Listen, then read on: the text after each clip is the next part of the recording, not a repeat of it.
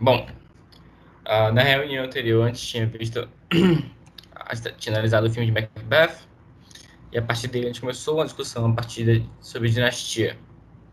Primeiro no nível antropológico, pela questão do tempo. A gente vai começar agora, hoje, terminar aquela reunião, falando primeiro sobre a dinastia como a instituição medieval, sem entrar em muitos detalhes históricos que são muito mais facilmente encontráveis. E, por fim,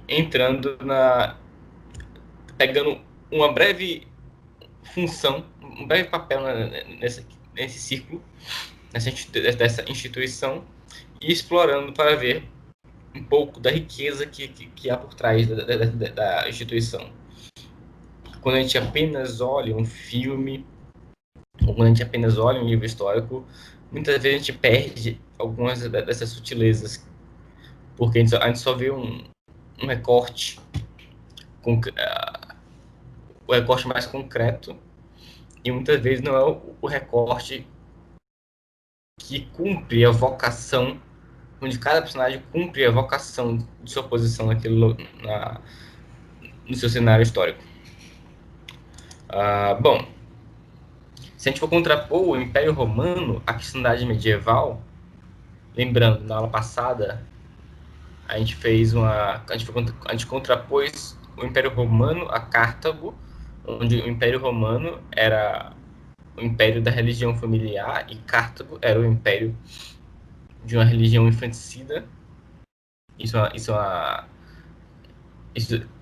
uma imagem que o Chesterton traz nesse livro O Homem Eterno. Mas se a gente for contrapor esse Império Romano, não agora Cartago, infanticida, mas a cristandade medieval, é óbvio que agora o exemplo contrário vai ser o próprio Império Romano. O que saltará aos olhos, olhando para esse aspecto, é a contraposição entre a escravidão romana e a servidão medieval. A escravidão, podemos colocar, foi um período de oligopólio do valor familiar. O que significa isso? Basicamente significa dizer que quando a Roma tinha a sua escravidão, Roma tinha o seu império fundado na escravidão, os escravos não podiam ter uma união para contrapor as aristocracias. Eles tinham que ser, de certa forma, como uma massa manipulável. De certa forma, eles deveriam ser como massa de manobra, como gado. Não poderiam haver, então, laços familiares. Que assim como foi, esses mesmos laços que fizeram Roma se contrapor a Cartago, não poderia haver dentro do território romano, ainda mais vindo de estrangeiros capturados, ou de famílias que entraram em dívidas, a depender do período histórico de Roma que nós estamos tratando. Mas temos que pensar que aqui principalmente se trata de pessoas capturadas, que eram revoltadas. Elas não podiam formar um laço familiar ou elas teriam algo para se unir contra o Império. Assim, o que eles faziam? Eles pegavam todos aqueles escravos e faziam uma festa orgiástica, onde todo mundo ficava com todo mundo. Assim, os escravos continuavam dando cria para ser a mão de trabalho mesmo, para ser a mão servil em casa, e a aristocracia continuava como a única célula. Não, as festas orgiásticas em Roma eram isso mesmo. Inclusive, Matheus, é porque tá gravando aqui, então eu vou ter que ler sua pergunta. Matheus perguntou se essa questão das festas orgiásticas era verdade ou era mito. Bom, não. Isso é realmente verdade. E é algo até interessante você comparar a escravidão romana com a escravidão brasileira. Graças à atividade dos padres e dos religiosos aqui no Brasil, os senhores de terra eles não conseguiram manter uma estrutura semelhante. E muitas vezes graças ao seu próprio espírito cristão. eles não poderiam banir a família, mesmo para seus escravos. Isso já havia sido abolido com a ascensão da cristandade. Então, mesmo dentro de fazendas, mesmo entre escravos, havia casamentos, havia geração de filhos, havia família, havia união familiar. Ao menos havia essa abertura para que se desenvolvesse. Mas em Roma isso não era sequer assim. O escravo era gado, quase que literalmente. E era tão gado, eu não quero me delongar com exemplos, mas para vocês realmente entenderem isso aqui. Era tão gado que quando as pessoas descreviam um poema ali, digamos, um cônsul romano tá andando na rua conversando com outro, ele fala simplesmente, estamos sozinhos aqui na rua, pode falar comigo, um segredo, algo assim. Só que depois nós descobrimos que junto com ele tinha outros 2 escravos. E por romano isso não era uma contradição, porque aqueles escravos é como se não fosse gente, não contavam como sujeitos ali. Da mesma forma como os escravos ficavam, às vezes, do lado da cama dos aristocratas enquanto eles estavam trabalhando. Essa era a intimidade que se dava a eles, porque ele tratava eles como cachorro. Bom, Isso a Idade Média... mostra também... Isso também mostra, Cruz, a importância da história, né? Porque uma vez fui falar, Mateus não deve saber, mas Cruz, você se lembra lá no João Paulo II, ele falou assim, ó, primeiro você estuda história antes de estudar a doutrina, entendeu? Você estuda a história da doutrina antes de você estudar a própria doutrina. Você estuda a história da igreja, estuda a história das escolas, na escolástica, o quê. Meu Deus, a reação. Meu Deus, não sei o que lá, você tá ficando maluco? Pra que estudar as histórias? Pra que eu vou querer gravar as datas? Então, tipo, pro sujeito estudar história é gravar data, entendeu? É tipo, dia 15 de maio de 1868, a princesa Isabel assinou a Lei Áurea. Ele não entende, né, que se ele não conhecer os eventos históricos, ele tá fadado a repeti-los, entendeu? Então, se o cara ele não sabe como chegou uma reforma protestante, né, ele vai continuar repetindo aquilo ali, entendeu? Ele vai continuar deixando que aquilo venha a se repetir. Exatamente. A escola ensina assim é de propósito, entendeu? Por quê? Se a escola tem um viés marxista, entendeu? Um viés onde a história, né, tem um papel central importante, o que ela não vai querer saber é que você saiba história, entendeu? Porque se você conhece a história, você começa a se questionar, né, determinada visão da luta de classe, por exemplo, entendeu? Você começa a questionar a chave que eles te dão para a história, entendeu? É como se o marxista fosse um sujeito na rua, então te oferecendo um emprego que você não sabe onde é, nem quanto vai ganhar, nem como você vai trabalhar, entendeu? Por quê? Porque se você souber mais informações, você pode estar evitando um sequestro, você pode estar evitando uma fraude, entendeu? Então é exatamente isso, entendeu? Quanto mais sonegação histórica eles tiverem, mais eles crescem, entendeu? Né? A mesma coisa do islamismo. O islamismo, ele cresce unicamente porque os islâmicos, eles têm uma convicção muito profunda da história deles, entendeu? Eles têm um conhecimento muito profundo disso. É só você comparar, por exemplo, você vai no Facebook, a História Islâmica tem mais de 200 mil curtidas, seguidores, etc. Quanto é que a História Católica tem? Se tiver 20, é muito, entendeu? Não tem, entendeu? E sem contar que Só um detalhe, isso aí da história islâmica foi algo, inclusive, que eu comentei aqui em relação a outro filme, em um sentido até de elogio, porque é algo que a gente pode absorver, que foi o filme The Breadwinner. Não sei se meu xará estava nessa reunião, mas foi uma reflexão que o pessoal gostou muito. Sim. Então, você precisa ter noção de como as coisas aconteceram, até para poder entender as coisas que as pessoas dizem, né? Se alguém falar 200 anos depois daqui agora, voltar e falar por que esse pessoal fala tanto de imaginário, de literatura e tal, você vai ter que estudar a história, você vai ter que ver, o Brasil era um país analfabeto, que as pessoas não tinham nenhum tipo de cultura, onde as pessoas só consumiam qualquer coisa relacionada à cultura através de novela, de Felipe Neto, entendeu? Então, não se tinha conhecimento de pessoas superiores para poder serem melhores no seu dia a dia. Então, o cara, ele conhece a história daquele contexto ali, ele entende porque determinada pessoa escrevia aquilo daquela forma, né? Enfim.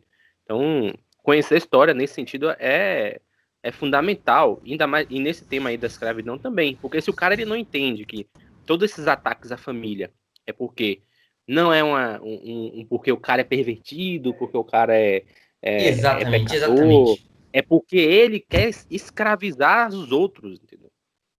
O ideal desse pessoal globalista que tá atacando as famílias não é, ah, meu Deus, não sei o que lá. Não, ele quer chegar num ponto em que os outros, a grande massa, vai ser escrava dele, entendeu? Escrava mesmo, no mesmo sentido do romano, no mesmo sentido dos negros, no mesmo sentido dos eslavos, no mesmo sentido do pessoal que foi escravizado lá no Oriente Médio, na Mesmo China, sentido em na todas as Índia. civilizações. Exatamente, todas as Exatamente. civilizações é isso.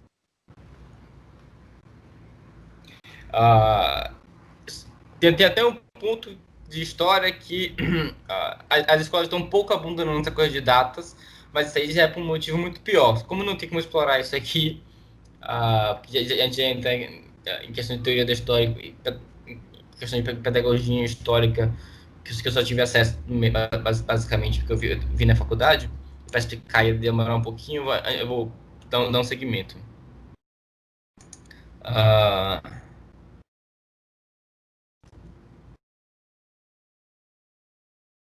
o Siqueira, ele realmente não parece ter formação, mas ele às vezes parece ter uma certa percepção disso, não é?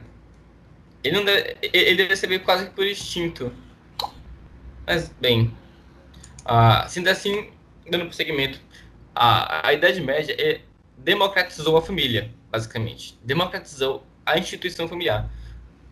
Porque todos passam a poder ter esse acesso à família. A ter a sua família, a participar de uma família. Mesmo que muitos não escolhessem exatamente por esse modo. Ah, ela também trouxe a serviço, o serviço monástico, né? O que é uma outra, entre muitas aspas, uma outra espécie de família. Mas bom, com isso, com isso ou para isso, ela destruiu a instituição orgiástica que impedia as ligações familiares.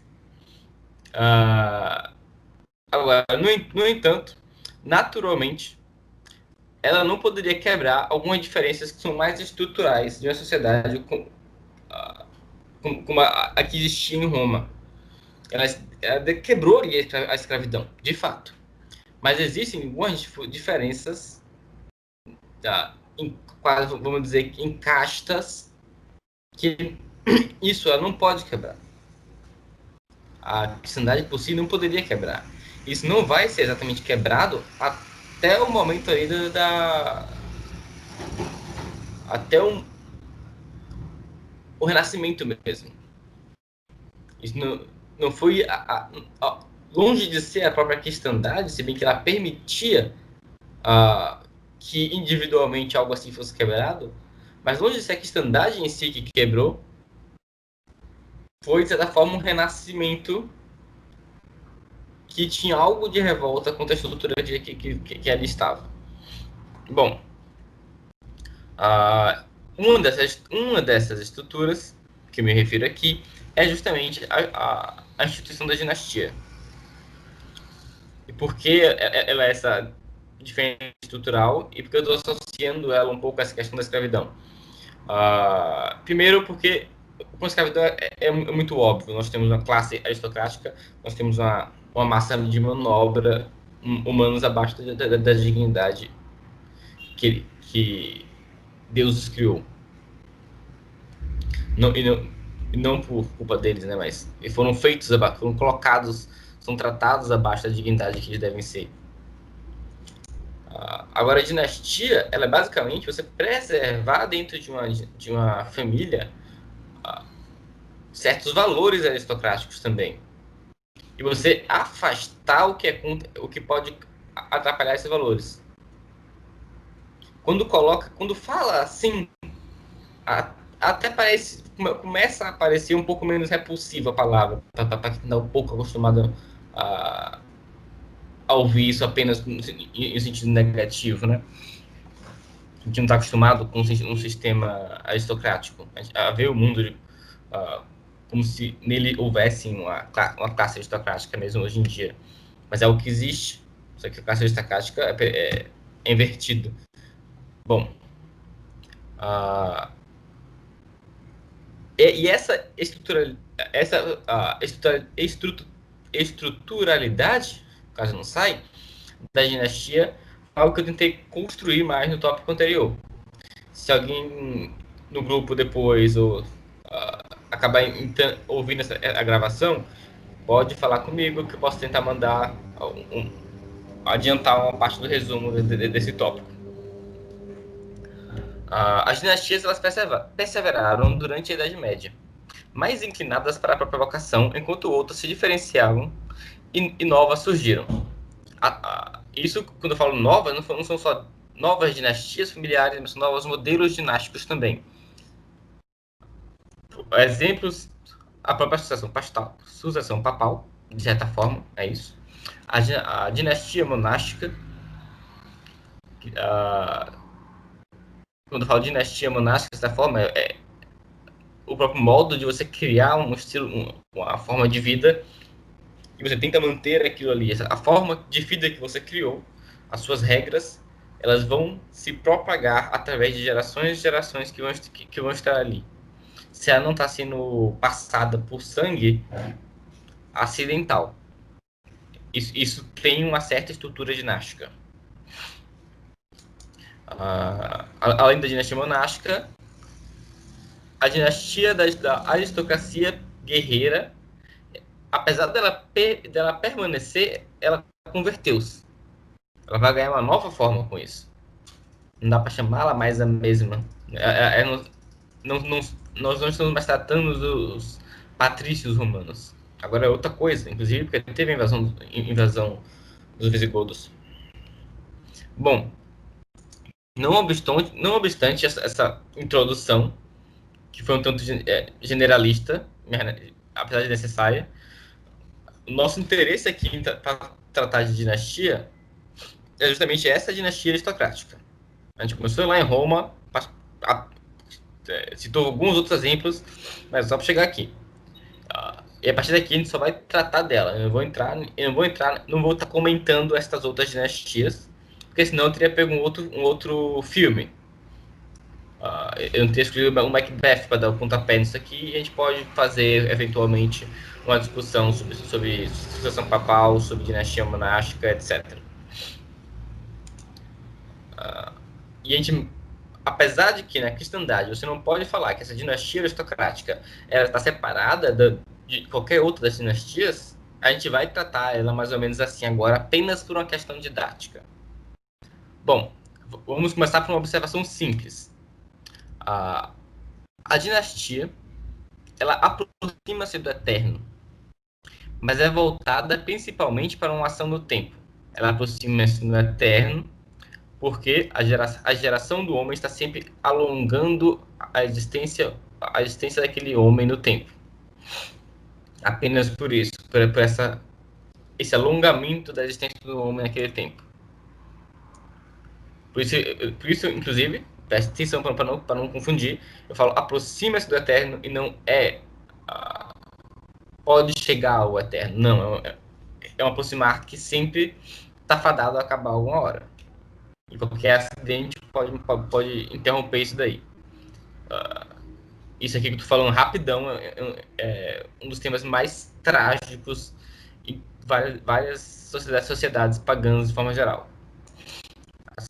Isso também é a sociedade, a cristandade vai mudar um pouco. O cristianismo veio mudar um pouco.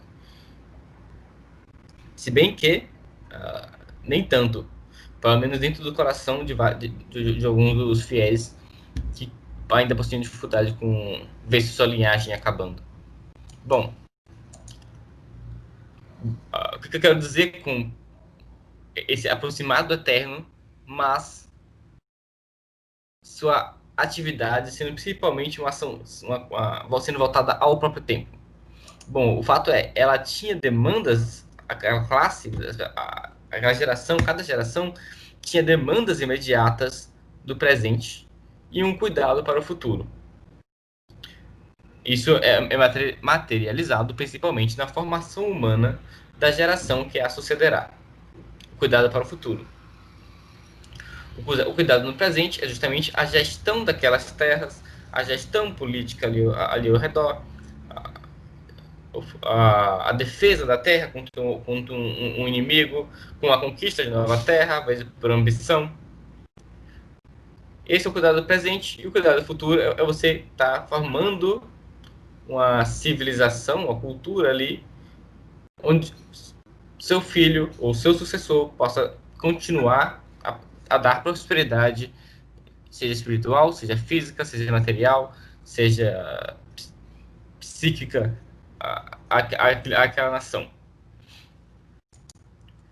A estação no tempo foi avaliada no estudo anterior. Quando falo estudo anterior, já não estou falando a última reunião, mas principalmente aquele estudo que a gente fez em cima do Coração Valente, o Braveheart, e o Henry V do Kenneth Branagh, que é a adaptação do Shakespeare.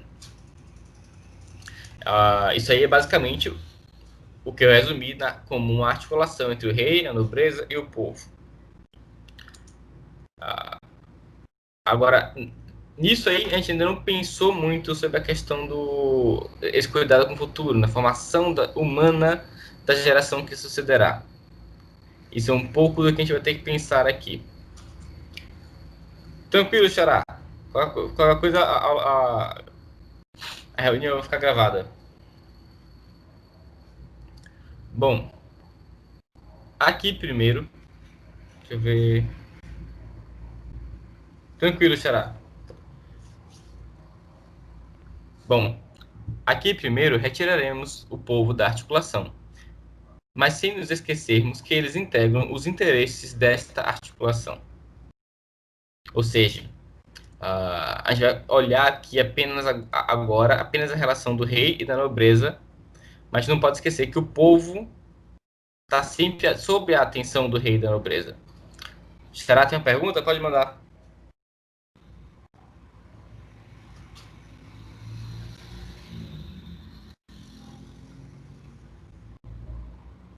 Só para finalizar aqui o raciocínio enquanto você escreve, a gente vai avaliar essa relação do rei e da nobreza para um método didático, apenas com uma classe, que é uma função secundária dentro disso aí, e a gente vai destrinchar ela calmamente, e ver o que é necessário para que ela realmente estivesse lá naquelas condições. Tentando focar mais em sua vocação e os perigos as corrupções que ela poderia fazer e o que poderia ser feito para prevenir isso. E eu estou falando das as damas da corte. Bom, antes de entrar no caso das damas da corte, vamos ver a pergunta do Matheus. Qual era a importância de acabar com o Império Otomano na Primeira Guerra? Nossa, então, fugiu bastante da história. Isso aí eu simplesmente não saberia responder. Não por agora. Eu tenho um palpite. Se o Yuri... Pode mudar. É o seguinte, toda aquela região do Império Otomano ali, a Anatólia, né, a parte da Jerusalém, né, Arábia, né, toda aquela parte ali, ela era muito, como é que eu posso dizer, meu Deus, muito conflituosa, né? Ela só teve uma unificação durante o período de Maomé. Quando Maomé estava ali, unificou o Islã, né, para fazer a sua chamada jihad, né, ou seja, a guerra ali para poder, né, se amplificar territorialmente ao longo do mundo. Só que a partir do momento que Maomé morre, você tem um surgimento de várias facções do Islã, várias divisões da religião islâmica, e cada uma se autoproclamando um califa, né? Então aquilo ali foi um grande fator de confusões, né, durante todo o período, até o surgimento pouco mais do Império Otomano. Claro que eu não vou entrar aqui no mérito de que o Império Otomano era o melhor império do mundo, que tinha todas as melhores coisas do mundo, não. Né? Mas uma coisa era certa, ele conseguiu dar um pouco de estabilidade ali para a região em que ele dominava, certo? Uhum. Tinha algumas violações, né, ruins, né, com direitos humanos, né, é, alguns problemas quanto à perseguição de outras religiões, etc. Mas ele tinha essa estabilidade, né? Tanto que era uma força militar muito grande, né? Era uma força militar muito grande. O que acontece após a Primeira Guerra é que duas coisas precisavam mudar, ou seja, a questão da estabilidade ali naquela região, né? Então eles pensavam assim, olha, é melhor você ter micro conflitos nessas regiões, né, por sejam lá quaisquer motivos, do que aquilo ali descambar para o mundo inteiro como foi uma segunda guerra. É uma espécie de tentar redefinir o mundo, né? Então, tentar gerar criar uma espécie de contrapeso. O segundo Bom, ponto, vai, em certo sim, sentido, vai. o racismo do, do de quem estava à frente, né, das decisões pós Primeira Guerra, né, o laicismo não só no sentido religioso, né, no sentido de impedir qualquer estado mais religioso ali com poder a maior, né, com poder militar mais conflituoso, né, mas também antimonárquico, né. Eu acho que o nome do presidente americano estava à frente disso, acho que era o Nixon, né. Inclusive, adivinha, o Nixon foi o criador da Liga das Nações, ou seja, o criador da ONU, né, da sementinha que é a ONU hoje, né. Então, qual é o princípio dessas entidades globalistas, né, que na época a Liga das Nações se apresentava como a primeira entidade, né? Era sempre você minar qualquer tipo de identidade nacional, coisa que o Império Otomano tinha muito, né? É, tinha muito essa visão de nação, né, de Estado Nacional. Isso era um resquício dos Estados Nacionais da época anterior à Primeira Guerra, né? E aí, é óbvio que era uma forma de tentar enfraquecer isso, né? Então, meus palpites vão por aí, né? Não são, nossa, certeza, etc e tal, mas pelo que eu já li sobre aquele período, sobre essas regiões, sobre até um pouco do islamismo ali, né? A história do islamismo, eu acho que foi por aí, mais ou menos, o motivo de tentar acabar com o Império Otomano. Bom, foi interessante a resposta, valeu. Em Primeira Guerra, eu sei muito pouco ainda. Muito, muito, muito pouco. Bom, vamos aqui para voltar então para o medievo e vamos dar essa avaliada em como era isso das normas da corte. A gente está aqui, faltando um pouco para acabar. Vai ser algo bem simples, mas se vocês pegarem o insight, um pouco do insight que tem aqui, vocês vão entender muito mais que a gente, né?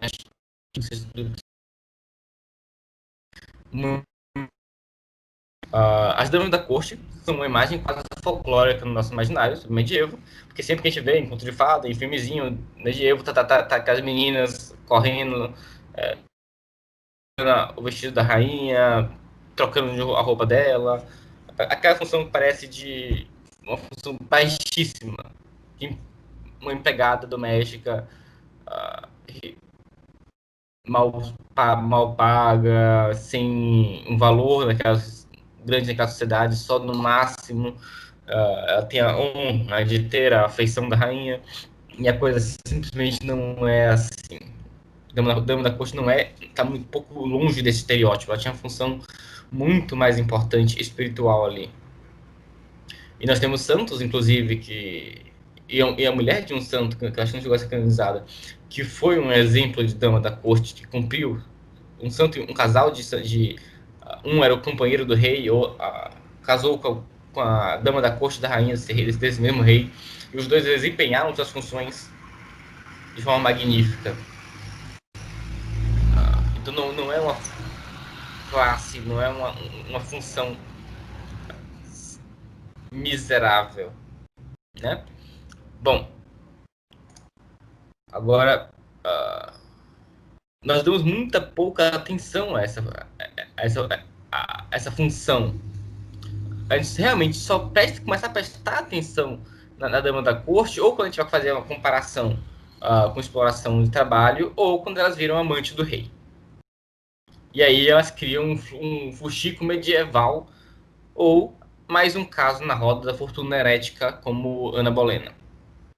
A quem não conhece, Ana Bolena foi a dama da corte da primeira esposa de Henrique VIII, e o Henrique VIII começou basicamente toda uma outra igreja para casar com essa Ana Bolena, em vez de conseguir ter um filho. Bom, no entanto, as damas da corte eram flores da nobreza, e elas possuíam uma função social muito maior do que apenas camareira da rainha. E já foram caminhos de santificação, como eu falei. Eu vou ficar devendo depois mandar os nomes desses santos. Eu não tenho aqui anotado. Ia dar um trabalhão para achar como estava fazendo o meu roteirinho. E, bom, quais são os elementos principais que essas damas da corte forneciam? Primeiro, uma ligação de fidelidade pelo sangue, ou seja, as damas da corte eram pessoas que se casavam ali com marqueses, elas próprias eram filhas de marqueses. Às vezes ela podia se casar com o terceiro ou quarto filho da rainha, se ela tinha a possibilidade de herdar um ducado ou uma função importante no reino. Então isso ligava a rainha e o rei a várias famílias ao redor da terra. E se a gente começou com essa introdução toda sobre dinastia, a gente está vendo aqui como é importante que a família seja realmente a unidade até da política do reino. Não uma família que domina o reino, mas a estrutura familiar, ela vai passeando por todo o reino, uma árvore mesmo. O segundo ponto é o fortalecimento dessas relações sanguíneas pela amizade. Ou seja, não basta que todo mundo seja parente, por assim dizer. Não basta que isso seja reconhecível. Quando você olha no papel e está ali o nome na árvore genealógica a 5 metros de distância do outro, ou um pouco menos, isso não faz um pouco a diferença. Mas você começa com essa ligação natural e você fortalece isso para uma afeição de um ao outro, para um compartilhamento de história, para o compartilhamento de uma formação de valores. A rainha ela vai ser educada junto com essas damas da corte. Ela vai passar a infância junto com essas damas da corte, ela vai formar uma amizade com elas, para ter uma confiança, porque ela viveu com elas. Que é natural que nasça uma verdadeira amizade daí. E isso faz com que a rainha esteja bem conectada, em uma boa relação, em uma relação segura, tranquila, com os membros poderosos que estão ao redor do seu país. Através dessa influência, pelos seus amigos e pelos seus parentes, ela pode intervir em uma disputa que venha a acontecer. Ela pode intervir contra um vício, um levante de um marquês que possa chegar a aderir a uma heresia, ou pode simplesmente aderir a um vício e com isso está destruindo a sua terra. Como ela tem essa ligação natural de sangue e às vezes de amizade, alguém ali, ela pode conseguir intervir e salvar o seu reino por isso, ou salvar aquela região do seu reino. O terceiro elemento principal é a criação de um círculo virtuoso para os reis e rainhas. Esse aqui a gente vai explorar um pouco mais. Vamos primeiro dar um seguimento que eu vou voltar a essa criação do ciclo virtuoso.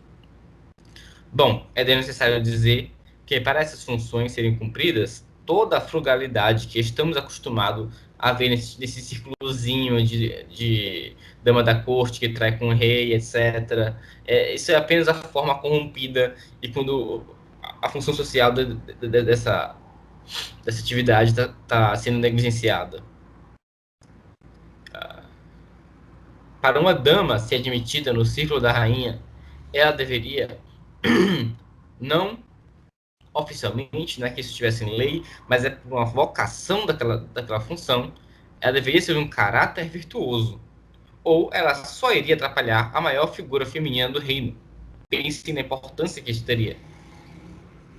Como é que a rainha ela vai conseguir agir, mostrar caridade para as pessoas daquele reino, ajudar o rei a impedir conflitos, ter uma utilidade ali.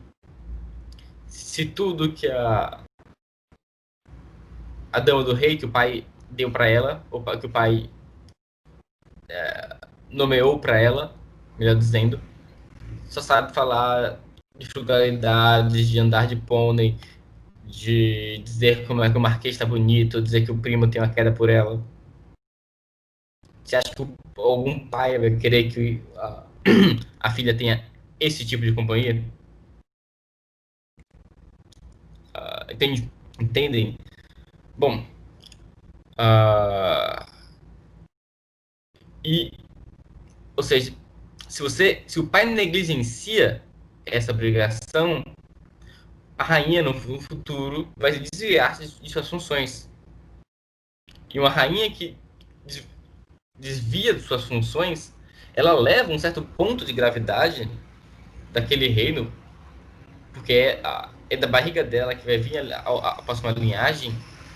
Então, a segurança de que é realmente a próxima linhagem do rei é um pouco abalada se a mulher de César não parecer honesta ali em ser. Se essa ponto de gravidade, com essa importância que une toda a autoridade do Estado, se afasta, se ele quebra, tudo vai sendo arrastado por ele também. E isso muitas vezes tá no poder mesmo de uma daminha da corte. Ou seja, uma dama da corte podia provocar guerras com ducados e condados por levar a uma traição, ou por ela mesma trair a rainha com o rei, abusando de sua posição privilegiada de intimidade. Esse aqui é um ponto importantíssimo. A rainha, vamos lembrar, a dama da corte está ali tirando a roupa da rainha, pouco antes da rainha ir para a cama nupcial. Isso é uma posição de intimidade naquele lugar absoluto, ou quase absoluto. É uma posição muito perigosa. Ela está muito perto do rei. O rei pode muito facilmente notá-la se ela não tiver não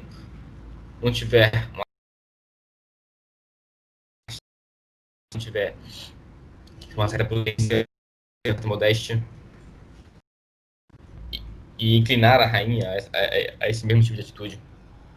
No entanto, e é isso que eu quero realmente dizer, essa criação de um círculo virtuoso para os reis e rainhas. Os reis deveriam querer que os seus companheiros, as suas damas de companhia, levassem os seus filhos, fosse uma amizade saudável para os seus filhos. Vocês pensem que se o casamento naquela época era forçado, a amizade também era, por assim dizer, calculada pelos pais. Bom, para finalizar, para que houvesse uma relação pessoal de fidelidade, a dama deveria crescer com a rainha, ser uma amiga de infância, compartilhar de sua educação e valores. Logo, ela não poderia ser escolhida por uma personalidade já manifestada. O que eu quero dizer com isso? De forma muito simples, a dama da corte, ok, nós encontramos aqui, de certa forma, a vocação, o ideal de alguém que deveria em ser a dama de companhia. No entanto, você nunca pode entender, você nunca pode escolher a pessoa quando ela já está formada. Não tem como você escolher, olha, você seria uma ótima dama da corte, você com 18 anos aí, está contratada. Porque você não, se você escolher a pessoa com 18 anos, e a rainha, mas se tiver mais ou menos essa idade, ela não vai criar um laço com a rainha. Então,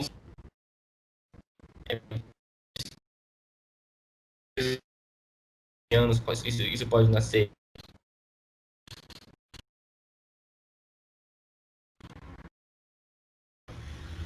Quanto mais cedo a rainha estiver rodeada desses inimigos, a rainha vai carregar os inimigos de infância dela de qualquer forma.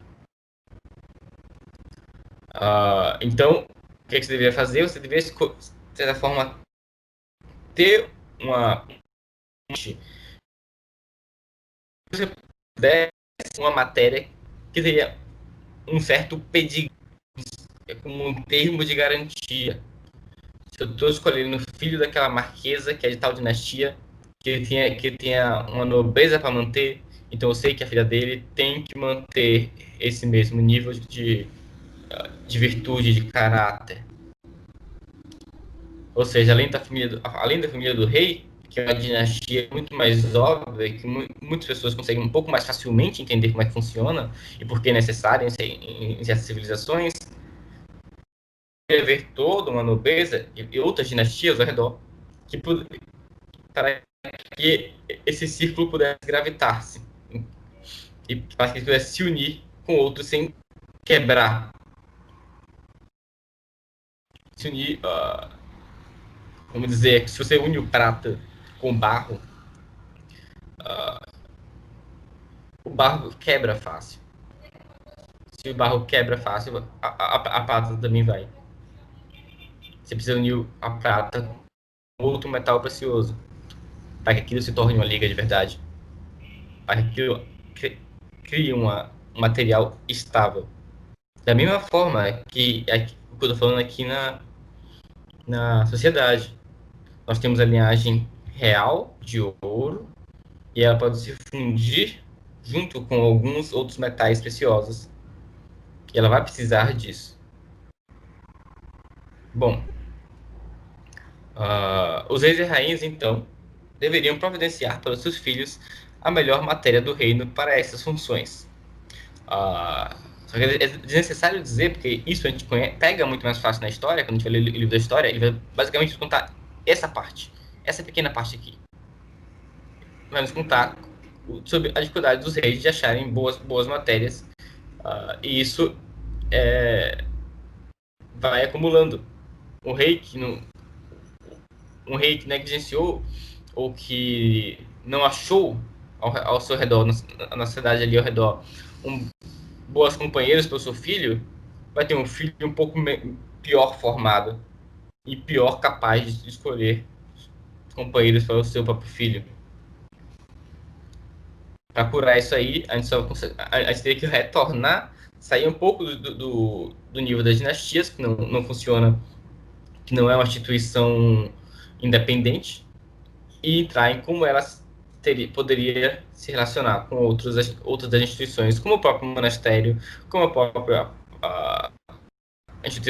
instituição sacerdotal, onde é feito ainda mais para manter esse nível de virtude e poder divulgar, e poder passá-lo ao longo da sociedade, justamente para que essa cura, essa regeneração possa continuar acontecendo. E essa era a reunião de...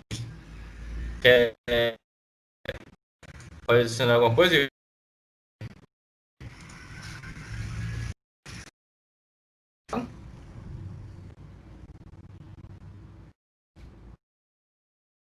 Bom, então eu vou aqui parar a gravação. Só um momento. Um momento. Porque eu não vi, a tela bloqueou só. Tava desbloqueando a tela e quando eu fui tirar o microfone deu um espirro. Aí é o seguinte. Isso que você fala das damas de corte ser a base ali da questão delas aí, referente à lealdade ao rei. Isso é interessante, até porque é interessante também a gente ver essa, entre aspas, instituição tão demonizada, né? Justamente quando ela representa um valor incalculável para qualquer ordem normal na sociedade, que é a fidelidade. Né? Então, isso é algo importante também de se considerar. Sim, é porque quando me deu o estalo de que isso, da função disso aí, eu estava justamente lendo a história de dois santos casados em um próprio livro daqui, a Biblioteca Católica fez. E eu percebi, tipo, peraí, eles estão cumprindo exatamente a função que era muito anterior a eles. Eu nunca ouvi alguém cumprir essa função tão fora do estereótipo. E com isso eu consegui ver com clareza ali qual era a função do companheiro, dos companheiros do rei ali, tá? E das damas de companhia da rainha. Deu um estalo, só que eu não anotei o nome desses santos. Foi aquela preguiça de, tipo, são sempre disponíveis ali ao redor. Mas depois eu vou fazer uma varrida no livro da minha biblioteca católica para poder separar algum dos pontos que mais me deram alguns insights. É por isso que eu dobro as páginas, então. Eu dobro a ponto da página mesmo. Você já leu os Santos Casados? Não, eu vou ler. Eu tô com um tempo aí pra iniciar o pacotão casamento aí. Que é esses Santos Casados, as cartas de São João Crisóstomo e o livro do delegado Rafael Brodbeck. Massa. O dos Santos Casados é muito interessante porque ele deixa isso muito clara, justamente essa questão da dinastia espiritual. Ou seja, você percebe muitas vezes que isso parece que é como se estivesse passando pelo sangue, pela educação que o pai dá pro filho. Como você vê que isso é tão grande aí, em alguns círculos. E depois continua, para ver se para de ficar pelo sangue, porque existe um momento que o sangue sempre te leva ao sacerdócio. E aí o sangue. Então a gente vê foi Deu uma travada aí, Cruz. Nesse último minuto aí, deu uma travada. diretor. Então, a vezes percebe que tem isso é como se a entidade tivesse tipo, tem o avô é santo, tem o pai é santo, e aí o santo virou sacerdote, não tem como ser santo. Mas ele vira o diretor espiritual de outra pessoa que vai acabar sendo santa.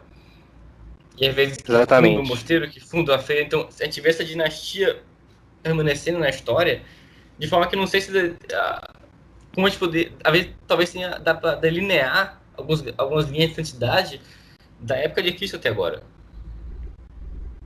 Isso não Não, e eu postei ontem, São assim. Bernardo, a família dele é toda santa ali, praticamente, né? Identificada.